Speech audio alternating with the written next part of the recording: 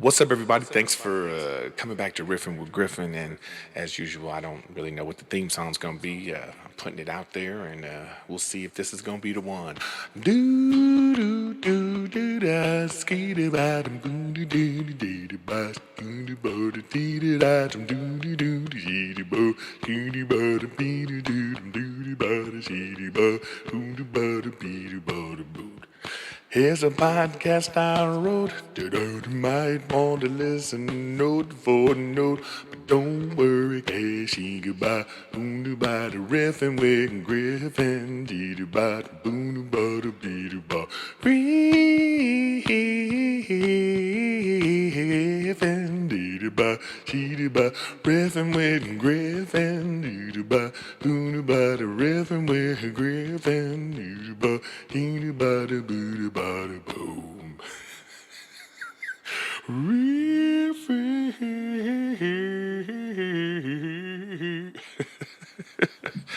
I'm so stupid. I'm trying to kind of come up with a theme song. I like doing this. I think people that listen like me doing this. But I'm going to say this. If you have an idea for a theme song and you want to send it out to me, so send that shit out to me. You know what? Just send me an email.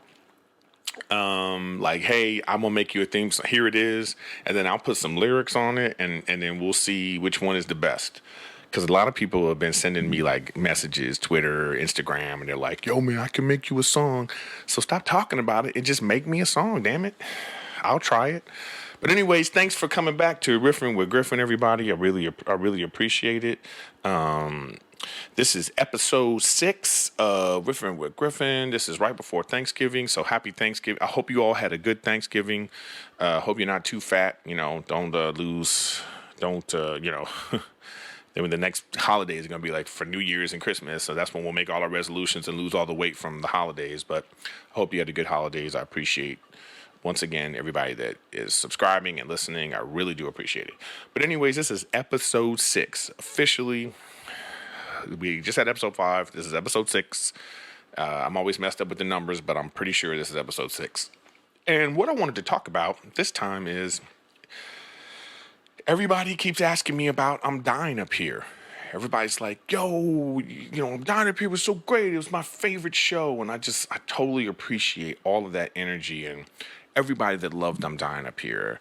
And so this podcast is about how I feel about the 2 seasons of I'm Dying Up Here and what I think about the show being canceled. And yes, if you didn't know, the show is canceled. I travel all over the country now, and I see a lot of older people who are like, I'm saying not millennials. I'm saying like, these are people that grew up in the '70s, people that love the '70s. It's an older crowd. You have Showtime. That means you have money.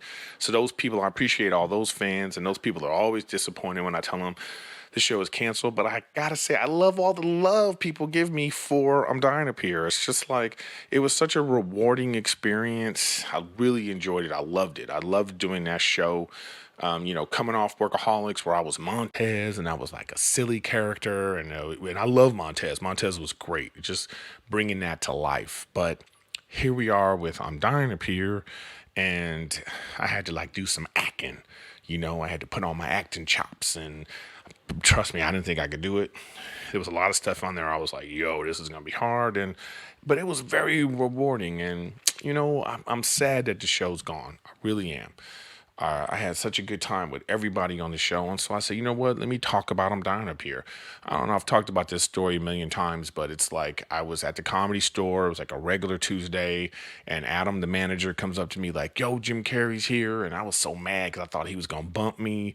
And then, I went up. I had a good set. And then the people that the producers, everybody was there, all the producers, Michael Aguilar and all those people were there, and they saw me and they were like, yo, that's the guy. We want him to be Ralph. And 3 weeks later, I was on the show, and the show was just, it really was a tremendous experience. So I got my computer open, and I just want to thank all the people that were on the show. We did 2 seasons, and it was 2 seasons of hair and makeup and putting on a big ass afro. And the first season's afro was not very good. If I'm being real, the first season afro was like, what is this? didn't look like it was really my hair. So it was weird. But, and then I think the other thing too was like, if I'm being 100 about it, I'm mixed race. I'm very mixed. Nobody knows who I am. Y'all looking at me like, is that Drake's father? You're not sure if you should call immigration or homeland security when you look at me. So I'm very mixed. I could pass for a lot of different things. So in this particular show, they wanted me to be black, and I'm mixed. I am part black. I am. I'm part from, you know, where I am, Belize, Jamaica. I have family in both those places. So that's why I have this look. But at the same time, I have like a Eastern European look. People think I'm Jewish. Some people think I'm Italian. Some people think I'm Latino. Some people think I'm Middle Eastern. So, but in the show, they wanted to accentuate that part. And that wasn't the wig for it. So season one, I wasn't happy with the wig. The whole wig, season one wigs, like what the hell was going on?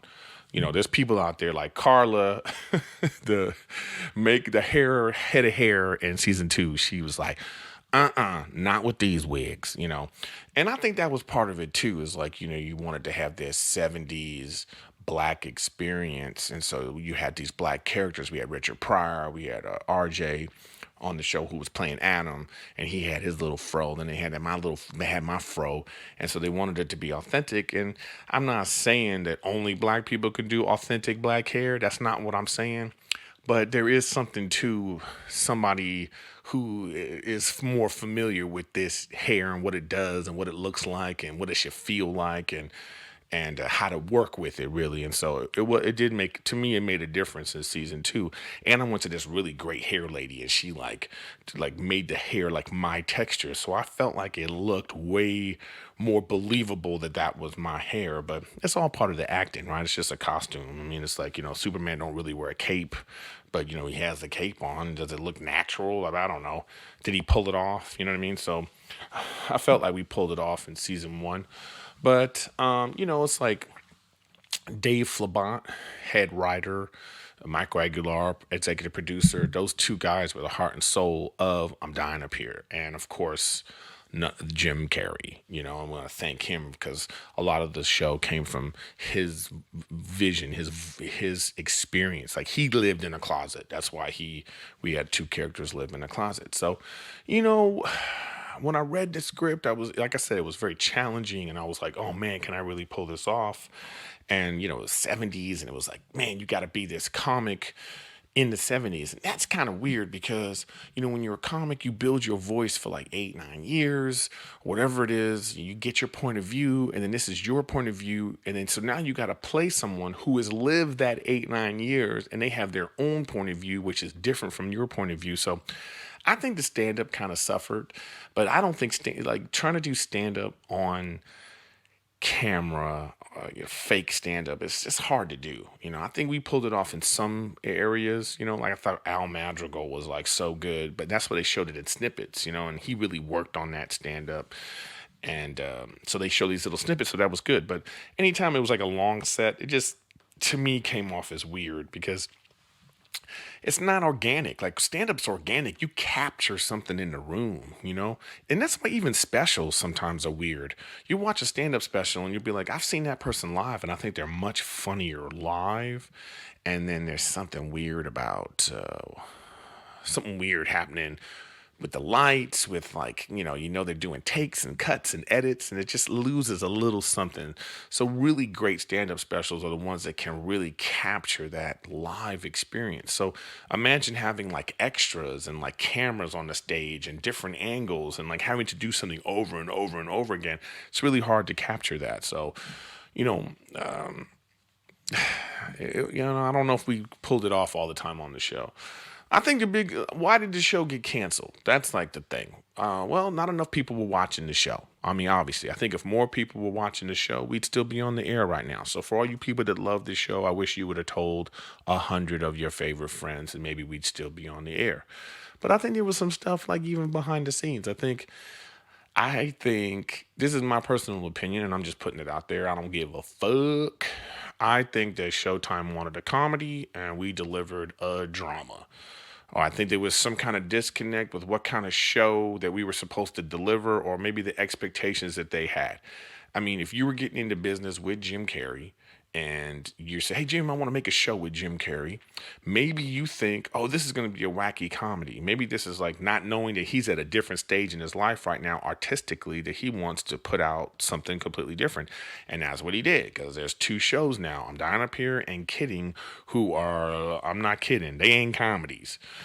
So that might have been a disconnect right there. So I think that, I don't know if we had the full support of the network after season one kind of tanked. Let's be real, you know. So that's the first thing I think that happened to why we got canceled. And two, like season one, I just think season one was like, we went up after Twin Peaks. Twin Peaks. I don't know if you guys watched Twin Peaks, but the only thing that should come on after Twin Peaks is the national anthem and the American flag, and then the station should go blank, like they used to do in the old days, so you could figure out what the hell did you just witness? What did you just watch? You had to think about things. Like after I watched Twin Peaks and in like a 6-minute outro with a fly on the screen, like I wasn't ready to watch some like melodramatic, drama comedy, some dramedy after that. So I thought that was a huge mistake. I thought they buried us with that. I mean, I wish we would have come after Shameless. Put us on after Shameless. That's their number one show. Put us on after that. It's like a dark comedy. Then you have our little dark comedy. But, that's just me. I thought that the posters, I didn't know what the hell that was. Like we had this dead guy on the thing. It was like the two on the nose. I'm dying up here, then somebody's dead. Then you see the poster and you're like, what is this about? What is this show about? I don't know what it's about. Who is that? What's going on? Is it a documentary? Is it a comedy? Is it a drama? What is it? So I don't think we made our message clear, and I think we suffered because of that. But we got our groove in season one, though. Season one, you guys don't know what was happening in season one. First, before I even talk about the seasons, let me just talk about everybody that was on the show. You know what I mean? So, like, Melissa Leo, starting with the great and powerful Melissa Leo. She was something else. She's an Oscar winner, and she's very much an artist in the full sense of the word. Like if you're a person that's an actor and you think acting is an art, like when you watch like the award shows and you see like Viola Davis like talk about acting in that kind of like artsy fartsy way, that is Melissa Leo in a nutshell. She definitely was artsy fartsy. She definitely was like wanted to become this character, and it wasn't necessarily a nice person, the character. And she embodied that, and she became that, and she was bossy and like, she taught me a lot of things. She would come sneak up behind me on the makeup chair and be like, Eric, I don't think you should do it like that. She would just give me little tips and things because she felt that I was open to hearing her advice. But she was something else, man. I remember there was time it was me, Andrew Santino, and Al Madrigal. It was like the first time we're shooting together. And we're sitting here in the hallway discussing the scene, and then they're rehearsing literally like we're not disturbing anybody. Out of nowhere she comes up like a ninja, like, don't talk during rehearsal. I looked at these dudes, they looked at me, because I'm like, this is 3 grown-ass men. We 3 grown-ass men. Yo, check yourself. Like, check yourself before you wreck yourself, okay? I don't care what awards you've won. That's just kind of attitude that the 3 of us had. But we know how to deal with that as comics, We know how to deal with difficult personalities. And so I think that's why it overall worked. That's why I think the cast was so close. But Melissa Leo was just great. There was times that, she might have flipped out, and then it's action, and then she does it, and you're like, God damn, this motherfucker can act. She was brilliant, And then we had the great and powerful Ari Graynor. Ari, she was fantastic. She was the girl, you know what I mean? We were representing the 70s, and I know Hollywood right now is on this multiracial, we have to have a lot of women, but it wasn't like that in the 70s. So I think that was another thing working against us, by the way, is what was going on in society. So we got the Me Too movement, and we got all this stuff going on, and then we had this male-dominated show from the 70s, because that's how it was, you know what I mean? So I think that they centered on like, well, we have to pump up Ari and Melissa. we have to make sure that they're front and center. And I don't know if that would service the show, to its best of its ability, but no knock on them. I just think it's like a combination of the times and everything that was going on, but Ari was great. She played Cassie, and she had this great, like, she really worked on the stand-up, because she's never done stand-up before. So she went to open mics, and she was like trying to, like, she wanted it to be authentic and real, and she really put herself into it. And I thought the pilot of the show, when she has her little breakdown on stage, I thought it was very beautiful. It was just moving and beautiful, and I thought that was a good set the tone for the show. But I think, again, another problem with the show was that we didn't know that it was gonna. I think there was people on the show that didn't realize that this was an ensemble. That this wasn't going to be like, oh, this isn't going to be the Melissa Leo show, or the Ari Graynor show, or the Eric Griffin show. This was not that. This was an ensemble from the beginning. So, but they didn't make that clear. We did the pilot, and you were like, okay, this is, because the pilot was all about Cassie, And then so then the second episode, you're like, well, what happened to all that? Because now they know what they wanted, where they wanted to go. But I don't think that was made clear.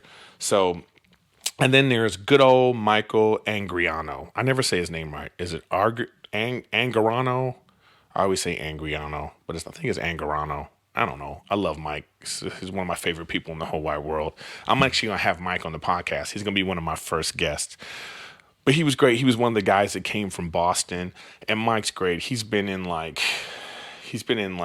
so many great movies. Let me look up some of Mike's stuff here, because I got his IMDb open right now too, because he was in the Forbidden Kingdom.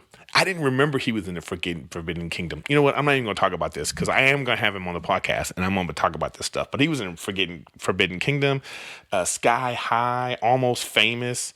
He was in so many great movies, and he's really got some great stories. So look out for that. I am going to have him on here. But Mike was he was a pleasure to work with, and we became really close. And that's like, and the same thing with Clark Duke. It's funny, Clark Duke and him, they were the guys that came from Boston. To me, the show should have been about those guys coming from Boston. It should have been about them. Because the pilot popped when we went to Boston and saw them, and then they came to LA. That's what the show should have been about. And then I'm always coughing on my podcast, and then I'm always talking about me talking on my podcast. And then there was so Clark Duke and Mike, they were like those great Boston guys, and Clark was great. And it's funny because I had worked with Clark like a few months before we did the pilot on Workaholics. We did a Workaholics episode together, and he was like, oh, I'm going to be on that show. And he was growing his hair out, and I was like, oh man, that's going to be so great. So that was good. And then of course we had Sebastian Stan. Let me just talk about Sebastian Stan. So Sebastian is like, it's funny that when you look on Instagram and you look up I'm Dying Up Here, it's still all about Sebastian Stan. This motherfucker was in one episode. But he's such a gorgeous, hunky guy that he's associated with our show off of one episode. He was the comic that died in the show. And personally, to me, like, I didn't care about his character. I just didn't. I like I said, the show popped when the two guys came from Boston, and I really enjoyed that. But Sebastian was great, and he's another artsy guy, by the way, just artsy fartsy, and he was cool. But but the main cast, we had Mike and Clark. They were the guys from Boston. Love those guys to this day. And then RJ Seiler. RJ is the coolest motherfucker. He was in Power Rangers. He's just, man, I had such great chemistry with him. I love all my scenes with him, and it just was like, it was so moving. He just is such a cool kid to work with. He got good head on his shoulders, comes from a good family. I'm having him on the podcast too, so I don't want to talk about him too much. And then my main man, Andrew Santino. What's so funny about Andrew and I is like, I always see him at the same auditions, right? Because he's like this weird redhead, like redheads are weird. Even though he's a handsome alpha male guy, it's like he still went out for weirdo roles. So I would be there too. It would be like, I'd be like, oh, here's this motherfucker again.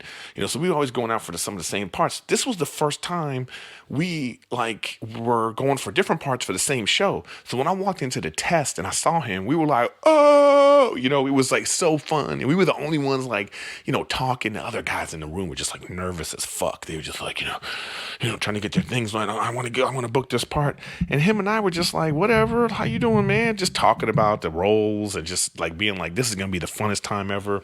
Well, I hope we get this. Turns out we both booked it, so that was cool. And then there's Al Madrigal. Love Al. Al is Al's a comedy sheriff. Al Madrigal. He's got a great special, Shrimp and Ain't Easy. You got to watch that. He was on a Daily Show. He does a bunch of little movies. You probably, if you don't know him by name recognition, when you see him, you're gonna be like, "Oh, that guy." But Al's great. He was like the grandpa on the set. Al's like he's the comedy sheriff. Like if that's why it's so funny because Al is so pretentious that he loved being this hacky Mexican comic on the show. Because he would never do that kind of material on stage, but he loved doing that. He was like, I get it. He just was like, oh man, this is so fun just to say like, tacos and whatever he was doing. But Al was like a blessing to have on the show, and he was in the writer's room first season, so he had a little bit of gravitas to the stand-up stuff. So he was fighting for us in the writer's room about like, well, the comics wouldn't do this, the comics wouldn't do that. And, it was good to have him there. And then Jake Lacey came on the show. I love Jake. Jake is one of the coolest, most down-to-earth dudes. He was I got to look up Jake's stuff because Jake lives in New York, so I don't know if I can have him on the podcast. So I have to talk about Jake properly. But he was just in Rampage, and he died in Rampage. He was the bad guy in Rampage. He died, but he was in what's that movie? Sloane. He played a hooker in a movie. He just has done a lot of great stuff, man. He was in The Office, so he's done comedy, but he's an artsy fartsy one too. Like Jake is definitely like you could sit and talk about acting with Jake for hours, and he will give you he'll give you the realness, and you'll just be fascinated by having a conversation with him. He really took it seriously, and then everything has to mean something and important. Him and Cassie, they had a lot of I used to tease them because their scenes would go on forever. Shooting their scenes would be like an 8-hour scene, them sitting on a diving board. That shit took forever to film because they are that into it. They're that professional, and they just needed it to be perfect. So who else we got there? Then there was Jon Daly, who is like the most hilarious dude. Jon Daly is just a breath of fresh air on a set. He was Arnie. He had the great hair. He's like gold. He's a scene stealer, that motherfucker. But Jon Daly, look him up. He's freaking awesome. And then Steven Garino, who he was so good in season 1. Then and then they cut him out of the show, and I still don't get it. Like his story, he was the one that he went and he decided he needed to quit comedy or scale back so he can be a dad and take care of his wife and get a real job, which is a real struggle that a lot of comics have to deal with. There comes a time when you're like doing comedy and you're like, can I do this? Is this a pipe dream? Can I really make it? Maybe I am good enough to make it, but life gets in the way. And that was just a great story. And I don't know why the fuck they took that off. I mean, it pisses me off. Like, it's like people that just sign checks think that they know what the fuck they're talking about. And that was just it makes me mad now. That was a stupid decision to take him off the show. It's freaking stupid. And then we had Ginger Gonzaga. She's actually on Kidding right now. She's the crazy one on Kidding, and Ginger was great. She was the first Bush. She had to put the bushy thing on, because in the 70s the pussy was bushy. We saw her booty a lot on the show, and she just went for it, But she was like a great, she was like Arnie's girlfriend and Clark's girlfriend, and she just was she's a funny lady, And it's like I'm glad she's winning. I'm glad she's out there on that other show because she deserves that. And then Rick Overton was on the show. Oh my God, Rick's a legend, and he was just so fun to be around. And then we had Earl Skakel. He was on Roast Battle. He's the weird Jewish guy with the big glasses, and he was a character, but he was playing a horrible hack comic. He's always like, this kind of hit home, but no, Earl's funny. Then there was Joel Dutton. He was, what he played, who did he play? He was Gabe. So he was like the Jewish comic, he was great. Then we had Don Herrera, another legend. They killed him on the show. He didn't like that. Let me tell you that he didn't like that shit. Brad Garrett. Brad Garrett for this season 2 was phenomenal. And he's such a great storyteller. Sometimes we sitting in between scenes, and he could just sit on a lounge chair and just tell stories about the old days. And he was a breath of fresh air. And it sucks that the show got canceled because I feel like he did some Emmy worthy shit. And now, because nobody's gonna vote for a show that's been canceled, but he did some Emmy worthy shit, and it sucks that we got canceled because now he's not gonna get his due. So that's another reason why I'm doing this right now. And Sosha, oh man, she came on. She played Dawn. She was on Mindy Project. She was the nurse on Mindy Project, so she came in to play this sort of bisexual black comic, and dealing with being a lesbian in the 70s and dealing with her comedy. So she came on. She was a great addition to the show. So that was great. And Stefania, oh man, she was awesome too. She played Goldie's daughter. She was great. Oba. Oh man, Oba. You got to go to our IMDb page and look up all these people. I mean, I'm not getting to everybody because the list just goes on and on and on and on and on. But I hit up most of the main guys on the show, the main people, and I just. Sarah Hay, she was another one. I gotta say what's up to Sarah. Sarah, she was great. Sarah was freaking awesome on Flesh and Bone on Stars. Another show that a network canceled without really giving it its due. But she got nominated for a Golden Globe. I mean, she was just phenomenal on that show. And she came on our show and just added stuff. We had so many. If you go to our IMDb and you go down that list, there's a lot of great motherfuckers on that list. All right. So anyways, that's the cast.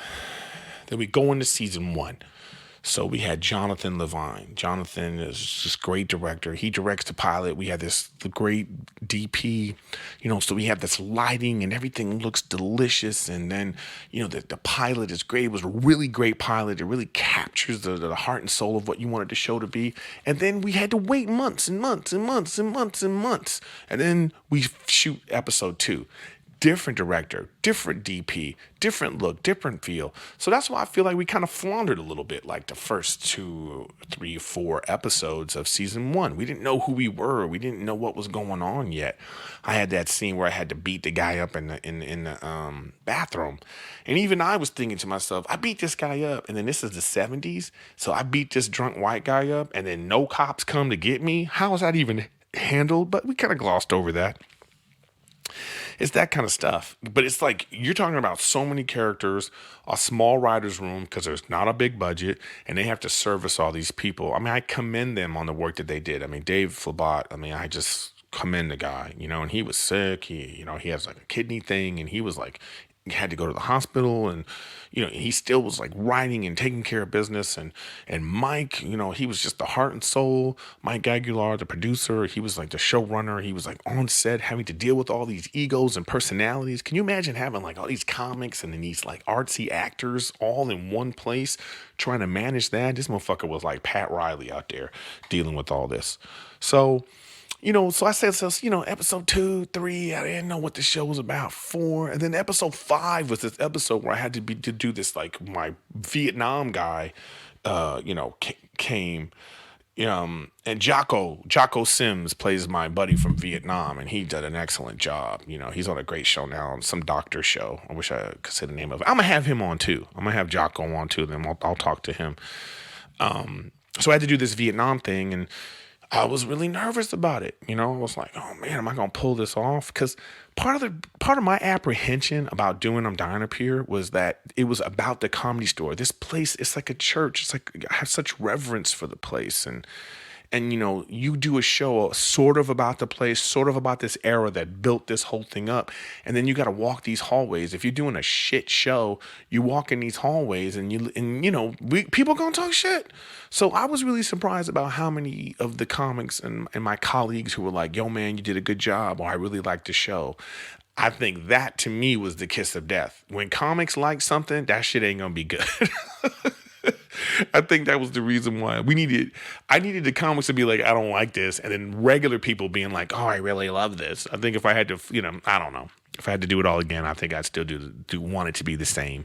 But that was the thing. I just didn't want to walk through the halls and people think that I couldn't act or I didn't do a good job. It was really important to me. So I really worked on that stuff and we did that. And that's when I think the show took off. Episode 5 was when we got Jake Lacey on the show, and then also I think we settled into who the DP was going to be because in season 1 we had like 3 or 4 different director of picture. That's the person in charge of every shot and like how much smoke is going to be in the room. And that was another thing. We had all this freaking smoke and I had to smoke on this show. That was a fucking nightmare. Those herbal cigarettes. You think cigarettes are bad? Try herbal cigarettes. Those shits suck. So we did season 1. We didn't get the ratings that we thought we were going to get. It just didn't take off. It just didn't, and I know there's people out there that are like, I can't believe this show was canceled. And neither can I. But at the same time, I got to be real. If you make a show where half the critics are trashing us and people aren't watching the show, you have to ask yourself, well, did we make a good show? I don't know. If that's what you're going to go on, if you're going to go on audience and critics, which seems silly when you say it out loud, but hey, it's, what it reminds me of? It's like the music business. And I remember Prince, rest his R.I.P. Prince. But I remember when he changed his name and he was on BET used to have this news program. And Prince was on there talking about why he changed his name because it was to get out of his contract. And he was saying like he just didn't want to be in the music business. I'll never forget this because he was saying like, hey, I just put out an album. It was like, I remember the Crystal Ball album. He said, I put the album out. I sold 100,000 copies of it for $50. That's $5 million. He was like, is that a failure? And I thought about that. I was like, oh shit, that ain't a failure. It's not a failure at all. But in terms of the music business, they might consider it a failure because they need you to sell 10 million records or whatever their thing is. And he was like direct to consumer. So I'm saying, I think we're in the same kind of boat. We put out this really artsy project and only like 200,000 people watched it. Does that mean it was bad? No, it just didn't catch on with a lot of people. And I think part of that problem was what we did. I'm talking we, the producers, Showtime, not advertising the thing properly, not really. We just dropped the ball on that. And I think that's why it didn't catch on, but you can still watch it, And then season 2, like I said, when we added like Brad Garrett and all the people that came on the show, I think season 2 was, I am proud of the work that we did. I'm very sad that the show is off the air. And I just wanted to put this podcast out to just say to people, thank you for everybody that watched I'm Dying Up Here and who are continuing to watch I'm Dying Up Here and will continue to watch it in the future. We made 20 episodes, so go out and watch it. That's 20 hours. We made 20 hours. That would be 4 seasons of a half-hour show, right? If you think about it like that. And I'm proud of it. I really am. And I think it's good TV. I wish we would still keep going. But at the same time, I'm like, you know what? I'm not sitting here like, oh, we made some shit. No, we made some good stuff. We made some good TV. So I want you to go out and watch I'm Dying Up Here if you get a chance. And so this is really just a thank you. It's a thank you to the fans. It's a thank you to all the cast, all the crew, makeup, Showtime too. Hey, we made some mistakes, but Showtime took a chance. It is a business. It was an expensive show to make. So it's like, we're going like, yo, nobody watched the show and we got bad reviews. Hey, can you spend $50 million again? So I totally get, that them being like, it's like you buy a house for $10 million and then it's not the house you want or the foundation's a little messed up. And then you turn around and go, well, I'll just buy another $10 million house. It don't work like that. Sometimes shit can't be fixed and you got to bulldoze it or sell it off and get your money back. So I get it. I'm not completely upset. They're not all to blame, and we did what we did. Like I say, I'm proud of the show, and I'm glad you guys are listening to me now. I'm glad you guys are still watching it, the people that are watching it, and go out and support all the people that you've seen from the show and all their other things. But anyways, this is Eric Griffin, episode 6, Riffin' with Griffin, and I hope you had a good holiday, and look for me again in another week, and I appreciate you.